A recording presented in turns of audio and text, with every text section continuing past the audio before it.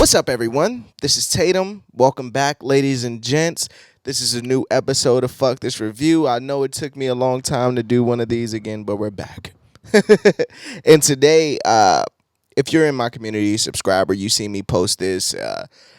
I was going to do a live reaction to this album, but at the very last minute, I was like, what am I doing? Like, I wouldn't. This is Lupe. He deserves a little bit more respect than just those first thoughts. And with him, you miss so much, and even still, I'm missing some stuff. But I wanted to get this out. I just wanted to take my time with it. So today, I'm gonna be reviewing the new Lupe Fiasco album, Drill Music in Zion. Yeah, man. You already know it. I really enjoyed this album. I know for Lupe, this was a quote unquote rush kind of album because it was supposed to be a 1 day thing and it turned in 3 days. But as a Lupe fan, I think that worked in his favor. And I'll tell you why. I think, Lupe, he's so great, man. Like, just lyrically and storytelling, just a great mind, right? Great artist. But I feel like sometimes he can overdo it, like overcook the meal. Let's say like Drogas Waves or Testu and Youth, like all great albums. But the story and listening palatability, if that's even a word, loses some of its steam, just because how long the body is a work are and just how much you got to dissect it. Like, you got to have a dictionary, Wikipedia, Google. You got to have everything on hand when listening to a Lupe album. It started to feel like. But with this one, man, it's short. 9 songs officially. The intro with his sister, which was like a great. I knew we were in for a treat when we got her on the intro. It reminded me of the Food and Liquor, Cool and Food and Liquor 2. So when I heard that was dope. But I think I feel like I got some mixtape Lupe in here, some glimpses of the old Lupe, sprinkled with some Food and Liquor, some Testu and Youth in there as well, as far as concepts. It was just a great body of work, and it was like in and out. And the production on here, all done by Soundtrack, I think was just like perfect. The perfect soundscape, the perfect backdrop for Lupe. Even towards the end of the album, I think it was how songs towards the end of the album just start bleeding into each other. I thought that was really dope. But I don't want to take up too much of your time. Those are just my first thoughts. I'm going to go through the album, go through some tracks that I like, and slightly talk about the things I didn't like as well. But I'm going to give my honest opinion, going to give my honest take. So let's get into it. And before I go any further, make sure you hit that like and subscribe button. I see you out there, you're looking, but you're not subscribing, and I don't really like that. You're looking, but you're not liking. That's fine, too. But at least subscribe, man. Like, damn, or at least leave a little like, Anyway, let me get my handy-dandy MacBook. Let's go through it. So we got Lion's Den, which is his sister interpretation. From what I got, obviously, I'm still going through the album. Don't shoot me in the head. But his sisters open up the album and she lets you know what drill music from drillers like Chicago, things of that nature, and Zion is like, to me, is like kind of like Food and Liquor, the good and the bad, and just what that meant, which is hence probably why he got his sister to do the intro. We go into Fish, which I don't know how it's spelled like that. I don't know. I felt like that was a good. Let me pull up the lyrics real fast. Sorry. What I liked about we get into Fish and you see Lupe, like when I mentioned that old mixtape, and not even so old. I guess Enemy of the State is pretty old now, but I felt like with his flow, it was more that mixtape Lupe that I enjoy, like even starting with Assassin's Creed, rapping it back indeed, like a mansion that's lacking fees, tapping the blackest keys, captures catastrophes like camera feeds. Like, it was like, what? Like, just the fact that he wrote this in 3 days is just fucking insane. Let's clear that out the way already. Like, and then one of my favorite, he said, ball like a can of peas, fall like Michael Jackson or Anesthesia. I said, oh man, this guy's crazy. I think it's like one of the first Lupe intros that probably is that short, and uh, it just felt free compared to like let's say Go Go Gadget Flow or The Real or Murals. Uh, it just felt a little free. We go into Autobado, the first single I would assume, right? And when I was listening to, I only listened to this song once prior to the album coming out because I didn't want to like. I wanted to take Lupe album in as one complete overall package, and I didn't want to like listen to singles. Like it wasn't like Superstar or something. So it was like I don't know. I did enjoy the fact of I defend myself in court. It's a sport. I can twist and I can tort. I feel like I'm a Porsche. I'm Carrera, whatever. Right? Cool. Catchy hook. Lies to the judge. Even his flow in it, lies to the judge. Like rains in the sky and the seas might rise, but it slides to the mud. Like the way that he just that flow is just crazy. It's a part in the second verse. It's a part in the second verse where he says like warning shots, headshots. He said my warning shots are headshots. Cut off all my dreadlocks. I ain't want to head wash no more. What you mean headshot? Nigga said headshot, nigga, like a helmet from a GoPro. He goes into like he kind of did it before. What song was that? Where he was like, it was on Enemy of the State, where he's like, he says, I forget what song it was. It wasn't the Drake joint. It was where he says like basically he stepping out of himself and like it's two of him rapping at this point, right? And on his verse on here, he's kind of contemplating, I would assume, with the ego or self, and it's like two of them. So he says, one of the dopest bars is brain is in the pan, so that's a no-no. If you get that bar, dope. Now he says, I used to sweat it like show clothes. Now I don't even know who wrote those. Maybe my ghost knows. But we both cold. He said, and I done used the raps, all my ghost flows, other solos. Now niggas say he want cold pros, money from the shells and rights to the logo. Do you want a lawyer? No. Like his ego and shit, like such a part of him in his music and shit that he's like, shit. Now he wants a part of want rights to the Lupe Fiasco logo. I just thought that was like fucking dope, right? Like, just to rap outside yourself like that. Precious Things. I wasn't too much of a fan of that hook. Sorry. Every time I hear it, it kind of like drags me down a bit. But I did enjoy the verses on here, and I'm still trying to figure out the meaning of the song. Obviously, you know the hook, these precious things, the things that we love, how they turn, and I thought about loyalty, right? So, because he starts it with never bite the hand that feeds. He was talking about betrayal in these environments. Let's say Chicago, home of drill. It's a lot of betrayal there, even between the ones that you love. That's what I kind of got from it. I also thought of like him and Roy's situation over last year, how that like deteriorated. One of the lines he said, who put the arm in arms? I put arms in palms. We was hand in hand, all state. Pinky speaker, thumb receiver. How we used to call make. All shakes. Now his fingers cross over small stakes. No taller than a crawl space. Like I was like, oh. Give scissors to my paper. We are not on the same page. I was like, oh my gosh. We was bat, catcher, and pitcher. Now we don't even wave. Like the betrayal of friends and how far we come from where we begun. I thought that was like dope. And I'm not sure if I'm nailing that all the way, but that's kind of what I get from it, right? We go into Kiosk, which is probably one of my favorites. Just that whole idea. And it just shows that classic storytelling of Lupe Fiasco, right? Like how he can make a whole fucking song about a kiosk in the middle of the mall selling jewelry. And like telling them it don't even matter if it's fake, because once they touch it, they can't even tell the difference. Even if they touch it, they wouldn't even know it wasn't real. And I love the way he like sings like, become the attention of the blogs, like, and doing that type of voice. And it just shows that he was having fun and was just felt free.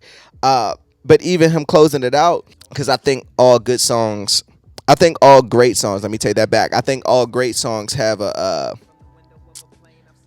not redemption, but you got to show the mirror to you as well. So if you're pointing fingers at everybody, you got to point it at yourself too, because it's likely you're doing the same thing. And I love how he was like, yeah, I love diamonds too, and I'm a part of the problem too, because I got a couple of them. I got a couple carats and things of that nature. He said, now I have diamonds is all feeling this way, but when they start to sparkle, the star glittering glaze, it sways. Take your mind off today's where preacher can praise AIDS as God killing the gays. What a fucking phrase. Never ceases to amaze, but when he dies from cancer, that's God's mysterious ways. I said, oh my gosh.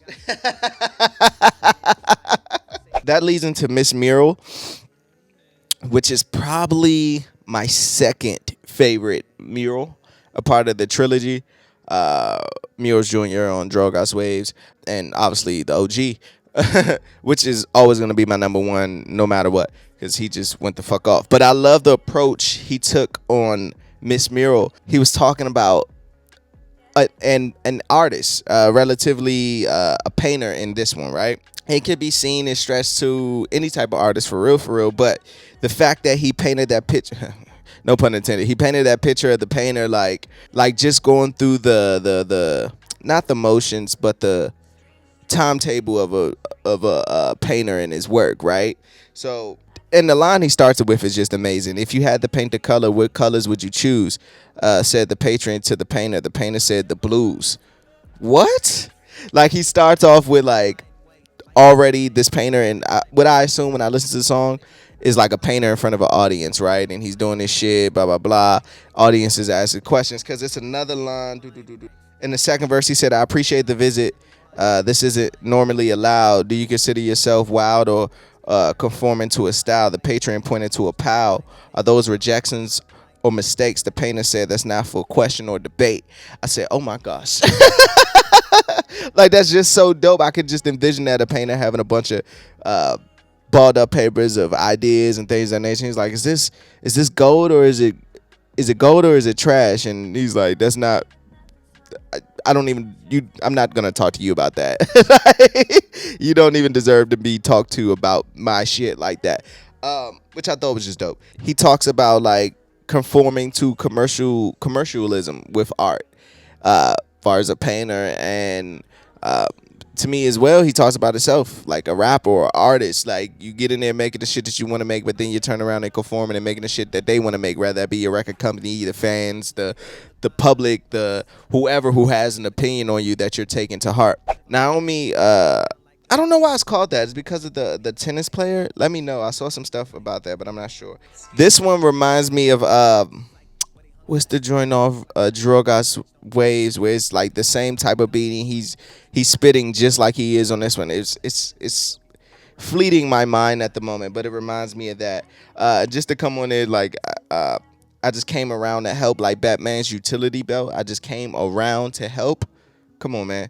Bombarded with like bars. The second verse where he does the Malcolm X thing, which is like a trademark for Lupe. Like, he'll like on the Everyone Knows remix, like sipping a high C in my high tops and all in high school. Like, he'll do stuff like that a lot. So on here he does the Malcolm X block, Malcolm X watch, Malcolm X stop, only players Malcolm X box, like things of that nature. I thought that was dope. See, the stuff that's reminded me of old Lupe. We get into the title track, Drill Music in Zion. These simple souls of the soul.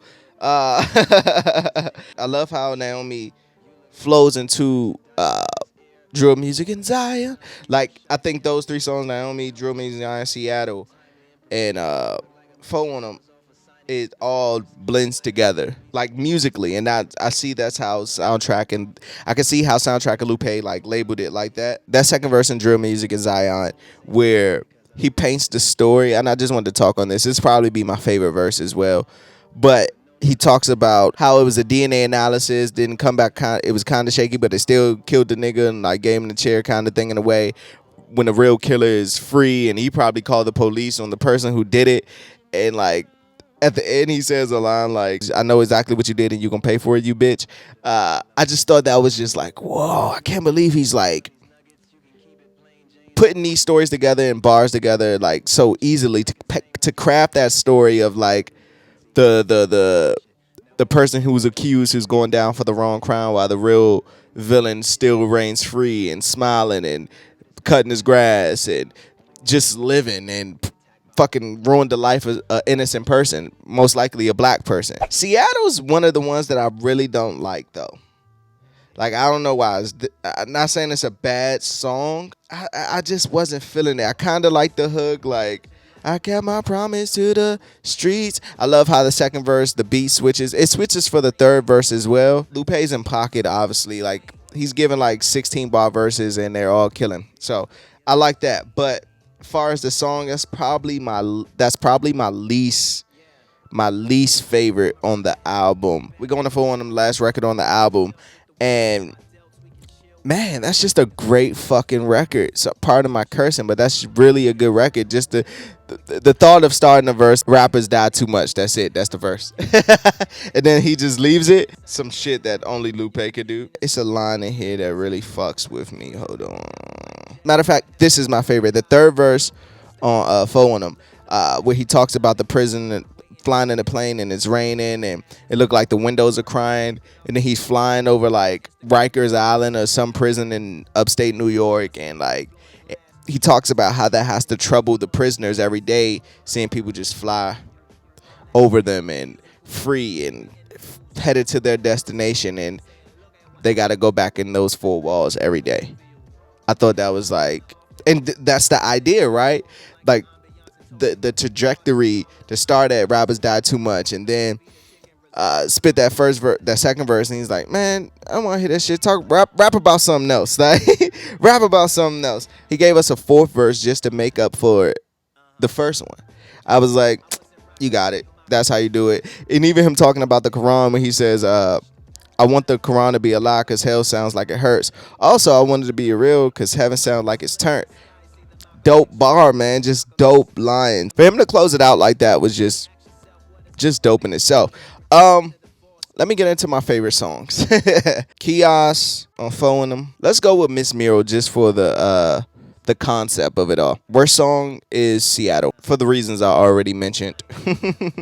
Best line, from a window of a plane, I seen the windows of a cell. The plane started to fly, the rain started to fail. Les LaGuardia and Rikers, an airport next to a jail. I took a picture, looked like my window was crying. It was sad because all they saw every day was somebody flying. You got it, Lupe. You got it. As far as a rating, if I could give one so early, fucks given out of 5, I'm going to give it a 4. 4 out of 5. It's really one of my favorite so far. Well, not so far. We fucking almost 7 months into the year. One of my favorite rap albums of the year. But with that being said, let's wrap this up. In closing, when it comes to Lupe Fiasco, drill music, and Zion, great job, Lupe. This is the Lupe that I wanted. I know that you're probably not even gonna see this, but I'm talking like this. I'm glad you did this, Lupe. Like I said in the beginning, I felt like him putting that short amount of time limit on himself. Obviously, it takes skill and commitment and drive to do that. But I feel like it helped him so much because he was allowed to get. It sounds like he was having fun with the challenge of finishing this in 1 day to 3 days, and the records don't seem as tiresome to get through like prior Lupe albums and songs. So again, it reminded me of some mixtape Lupe, Enemy of the State. It reminded me of Pieces of Food and Liquor, The Cool, Tustu and Youth. Like it was pulling pieces of that to like craft 10 records, 9 songs into like this may be a masterpiece. You know, like it really, the short album really worked in Lupe's favor to me. And I'm a Lupe stan. Like, not even fan, a stan. So like I really, really enjoyed this album. I'm glad that he came back with like some passion and just something to say, and bars, stories. And let me know in the comments what you think of the new Lupe Fiasco album. What did you like about it? It's too early to rank it amongst the rest of the discography. Just let me know what you liked about it and what you didn't like about it. That's it. But I had to get those thoughts out about this album. It's really good. And on that note, as always, fuck this review. I'm Tatum. Peace.